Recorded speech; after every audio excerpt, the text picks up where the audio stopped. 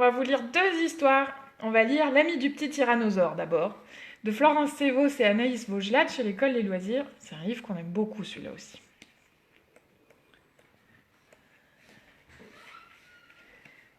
Il était une fois un petit tyrannosaure qui n'avait pas d'amis parce qu'il les avait tous mangés. Pourtant, chaque fois, il avait essayé de se retenir très fort.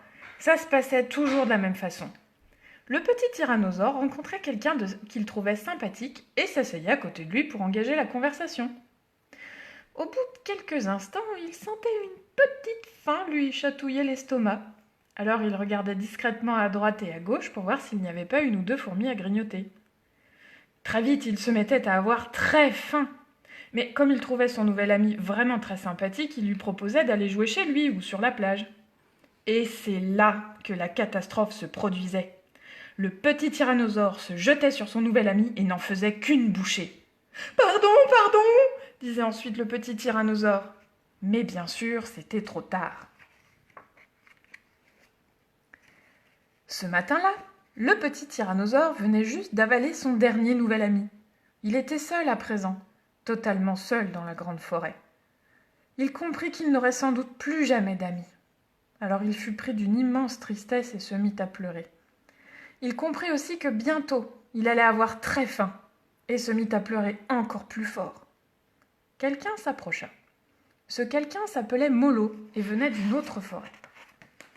« Va-t'en !» lui cria le petit tyrannosaure. « Va-t'en, sinon je vais te manger !» Molo ne bougea pas. « Ne t'en fais pas, dit-il. J'ai le pouvoir de me rendre immangeable. Il suffit que je prononce une formule dans ma tête et aussitôt, ça me donne un goût épouvantable. » « Et là, tu l'as prononcée, cette formule ?» demanda le petit tyrannosaure.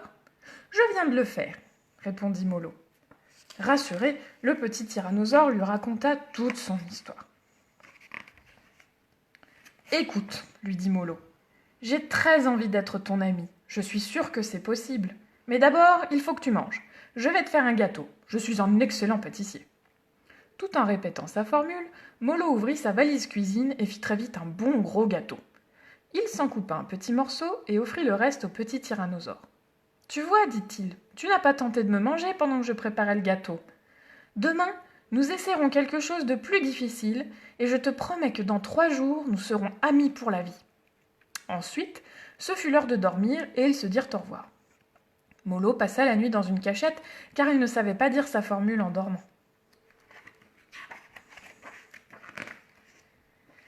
Le lendemain matin, Molo prépara un gâteau et le mit à cuire. Puis il dit « Il faut que tu t'entraînes à ne pas me manger. Tu vois là, par exemple, je n'ai pas dit ma formule. » Le petit tyrannosaure regarda le gâteau et trouva qu'il mettait beaucoup trop de temps à cuire.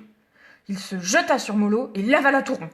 Mais le recracha aussitôt parce qu'il avait vraiment un goût épouvantable. « Ouf !» dit Molo. « J'ai tout juste eu le temps de dire ma formule. Nous avons eu chaud. » Le petit tyrannosaure était bien content que la formule ait marché, mais il avait tout de même honte de ce qu'il avait fait et se sentait très malheureux. « Ne t'inquiète pas, lui dit Molo, j'ai confiance, tu vas faire des progrès, et dans 2 jours nous serons amis pour la vie. » Comme il se disait au revoir, le petit tyrannosaure demanda à Molo « Pourquoi est-ce que tu ne répètes pas tout le temps ta formule? Comme ça tu serais sûr de ne pas être mangé. »« Parce que, répondit Molo, quand je ne suis pas en danger, je préfère avoir bon goût. » Le lendemain, Molo dit au petit tyrannosaure que cette fois, le gâteau allait mettre un peu plus longtemps à cuire. Il lui dit aussi qu'il n'avait pas l'intention de prononcer sa formule.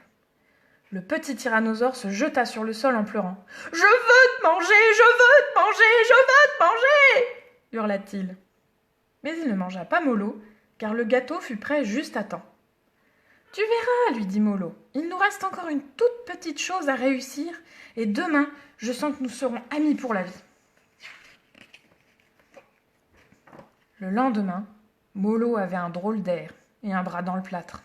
« Je me suis cassé le bras, dit-il. C'est embêtant, parce que je ne peux pas faire de gâteau. Tu vas avoir faim, ajouta-t-il. Très faim. Mais je ne dirai pas ma formule. Si tu veux, tu peux me manger. Vas-y, mange-moi. » Le petit tyrannosaure répondit: « Je crois que je vais faire un gâteau. Tu veux bien m'expliquer la recette ?»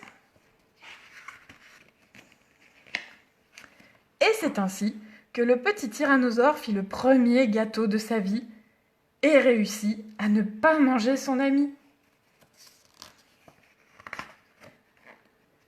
Quand le gâteau fut cuit, Molo enleva son plâtre. « Je ne me suis pas cassé le bras en vrai, dit-il. Tu ne m'en veux pas d'avoir menti ?» Le petit tyrannosaure ne lui en voulait pas du tout. Il était fier, heureux, et il avait enfin un ami pour la vie. Ah oui, t'as vu. Et ils disent chin chin.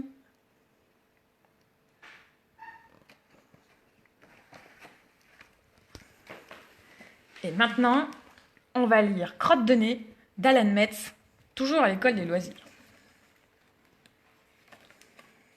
Ah oui, nous on avait eu de la chance, on l'a vu pour de vrai, Alan Metz, et il nous a fait un joli dessin dans notre livre.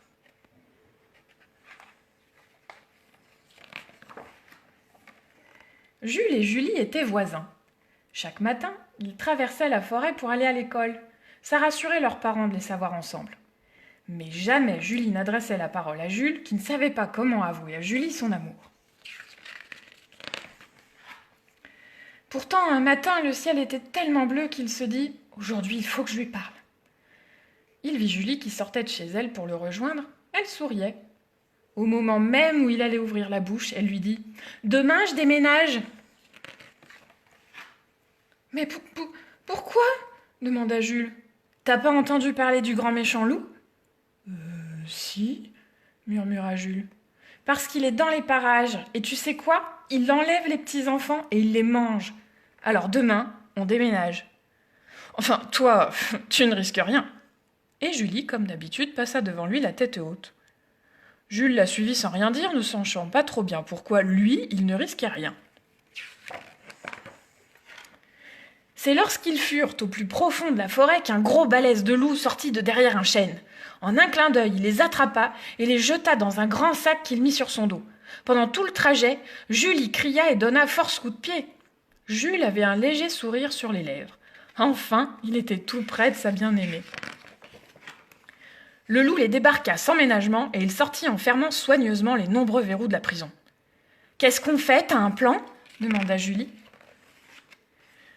Jules avait toujours son sourire sur les lèvres. « Alors, non seulement tu pues, dit Julie en reniflant, mais en plus t'es qu'une nouille !»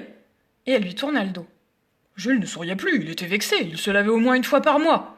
De plus, devant Julie, il ne mettait jamais les doigts dans son nez et évitait de se gratter les fesses. La porte s'ouvrit. « Je suis prêt pour le festin, par qui je commence ?» grogna le loup. « On dit souvent honneur aux filles. »« Si je peux me permettre, monsieur le grand méchant loup, répondit Jules, mon ami a certainement meilleur goût qu'un pauvre petit cochon qui pue, et on dit bien qu'il faut garder le meilleur pour la fin. »« Tu as raison, mon garçon, dit le loup en rigolant. Viens avec moi, j'aime les gens comme toi. » La cuisine du loup était une pièce d'une propreté redoutable. Jules observa le monstre. Ses ongles et ses dents étaient d'une blancheur éclatante. Sa personne dégageait une discrète odeur de parfum. Certainement homme numéro 5, se dit Jules, en se souvenant des reproches de Julie. Oui, il n'était rien qu'un pauvre petit cochon qui pue. Mais le loup s'avançait vers lui avec à la main un grand couteau tout juste sorti du lave-vaisselle. Alors Jules regarda le grand méchant loup dans les yeux et il se mit le doigt dans le nez. Il en retira avec beaucoup d'adresse une grosse crotte de nez gluante. Le loup le regardait avec attention. Et Jules, d'un air de connaisseur, mit la crotte dans sa bouche. Miam. Le loup changea de couleur. Il laissa tomber son couteau par terre. Alors Jules mit le doigt dans son autre narine, en retira une crotte de nez encore plus énorme et la mâchouilla avec délectation. Bon. Le grand méchant loup tout vert devint rouge de colère et se jeta sur le petit cochon. Prout ! Jules lâcha un paix monstrueux et une horrible odeur se répandit dans la pièce. Cette fois-ci, le loup tout jaune se précipita vers la fenêtre. Il l'ouvrit, l'enjamba et courut si loin qu'on ne le revit plus jamais dans les parages. Jules referma la fenêtre en souriant et chercha la salle de bain. Elle était absolument magnifique. Il y avait même une baignoire qui faisait des bulles. Jules fit couler l'eau chaude, vida un énorme flacon de bain moussant et plongea. Lorsque Jules ouvrit la porte de la prison, Julie vit le petit cochon le plus propre que la terre ait jamais porté. En plus, il dégageait un parfum très délicat. Alors Julie s'avança vers Jules et déposa un bisou sur sa joue en demandant « Mais comment t'as fait ça ?» Et Jules répondit « Les doigts dans le nez !» Et voilà, on espère que vous avez aimé. À bientôt!